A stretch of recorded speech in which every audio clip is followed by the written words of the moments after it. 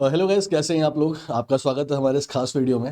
दोस्तों, काफ़ी टाइम से कुछ बच्चे डिमांड कर रहे थे कि सर स्टैटिक जीएम में हमें क्या पढ़ना चाहिए और कितना पढ़ना चाहिए और कैसे पढ़ना चाहिए।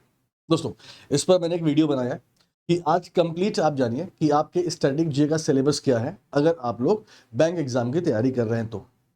दोस्तों, मैंने यहाँ पर बैंक एग्जाम की तैयारी जानबूझ के बोला है क्योंकि दोस्तों अगर आप एसएससी की बात करेंगे या आप बात करेंगे रेलवे की, तो गाइज यहाँ पर बैंक का जो आपका सिलेबस है वो चेंज है थोड़ा सा। आपको यहाँ पे कम से कम स्टैटिक जे पढ़नी पड़ती है फॉर द बैंक एग्जामिनेशन। तो यहाँ पे गाइज आपको हम बताने वाले हैं कि आपको कैसे और कितनी पढ़ाई करनी है और स्टैटिक जे कितने मार्क्स का आता है।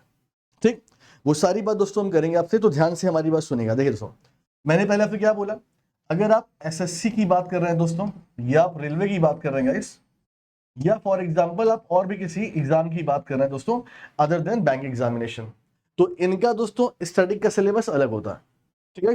और अगर आप बैंक की बात कर रहे हैं तो बैंक में गाइस स्टैटिक का सिलेबस अलग होता है और थोड़ा कम होता है, comparison to SSC and railway.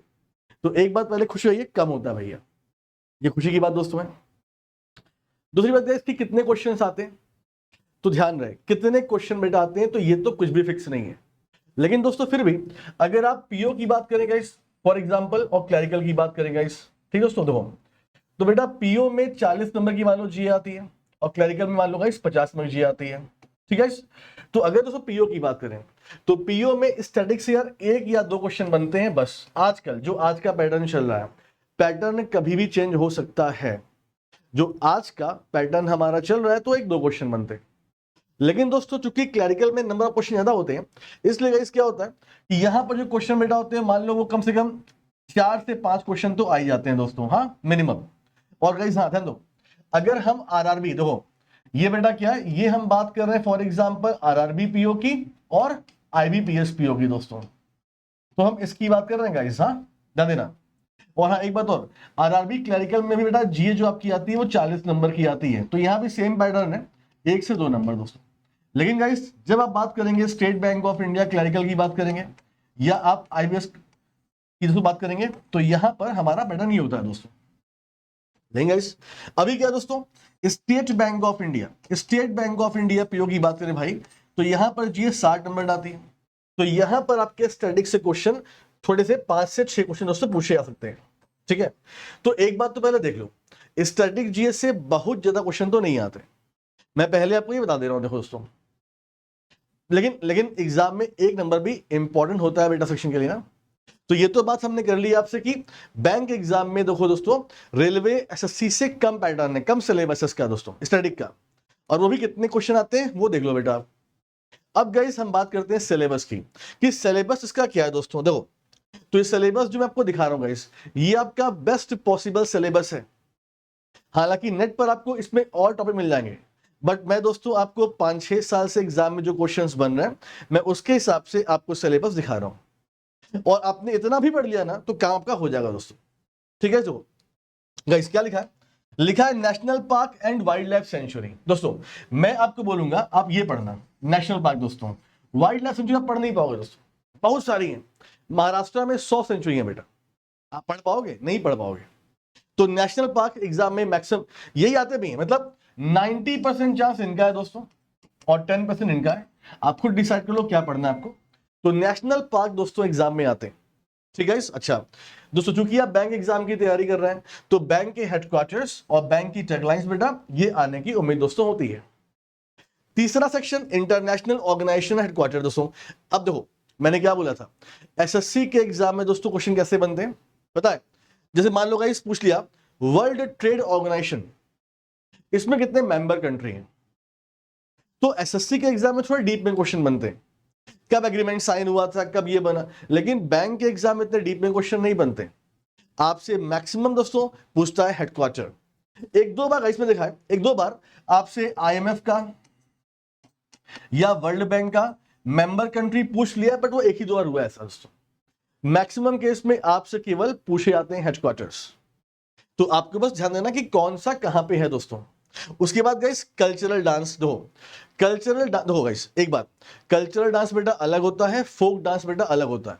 आपके एसएससी में रेलवे में फोक डांस पूछे जाते हैं जो एक स्टेट में बहुत सारे होते हैं, वो याद करना टफ होता है बेटा। लेकिन दोस्तों हमारे देश में कल्चरल डांस 8 है ही है बस, ठीक है। तो ये याद करना बड़ा सिंपल है। आपके एग्जाम में फोक डांस नहीं आता, ठीक है, ध्यान दीजिएगा। मैंने इसीलिए बोला था कि आपका सिलेबस थोड़ा कम होता है बेटा, ठीक है। इंटरनेशनल एयरपोर्ट दोस्तों, और ये जो आपका इंटरनेशनल एयरपोर्ट है, भारत का ही पूछा जाता है आपसे। जैसे फॉर एग्जांपल चौधरी चरण सिंह इंटरनेशनल एयरपोर्ट कहां पे है, for example guys Lal Bahadur Shastri international airport कहां पे, बस ये पूछेगा आपसे। ना उसका एरिया पूछेगा, ना आपसे पूछेगा कितनी पट्टी इस पर है, कुछ नहीं पूछेगा, बस सिंपल सा ये पूछता है दोस्तों, ठीक है।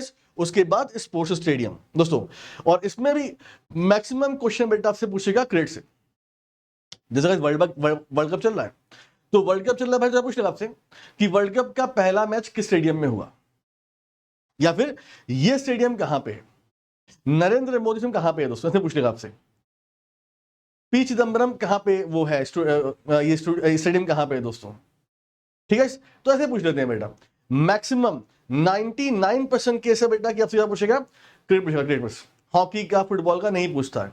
मुझे याद एक बार पूछा गया था, ये अंडर 17 फीफा वर्ल्ड कप हुआ था कोलकाता में, वहां का फाइनल मैच हुआ था साल्ट लेक स्टेडियम में, उसका पूछा था।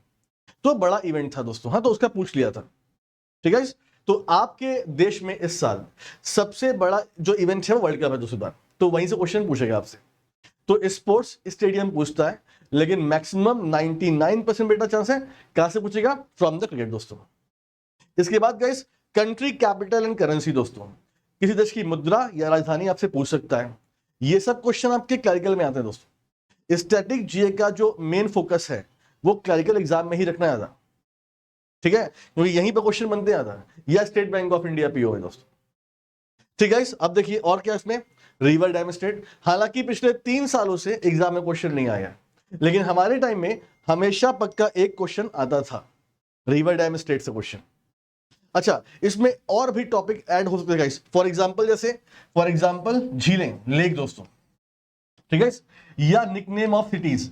बेटा ये सब नहीं पूछा जाता है बैंक एग्जाम में, तो और टॉपिक हो सकते हैं, निकनेम हो गया, यूनेस्को वर्ल्ड साइट्स हो गए बेटा, वो सब नहीं पूछा जाता एग्जाम में। तो मैंने जितना लिखवाया दोस्तों आपको उतना पढ़ लो बस, तुम उतना भी पढ़ लोगे तुम्हारा काम यहां पर हो जाएगा, ये मेरी गारंटी है। और ये जो सिलेबस मैं आपको लिखवा रहा हूं, इसमें ये देखिए ऐसे सबसे इंपॉर्टेंट से लेस इंपॉर्टेंट ऐसे है दोस्तों, सबसे इंपॉर्टेंट से लेस इंपॉर्टेंट ये है। तो इस तरह मैंने बेटा बनाया भी है, ठीक है। आप इतना पढ़ लोगे तब भी काम का एग्जाम में हो जाएगा, ये मेरी गारंटी है गाइस।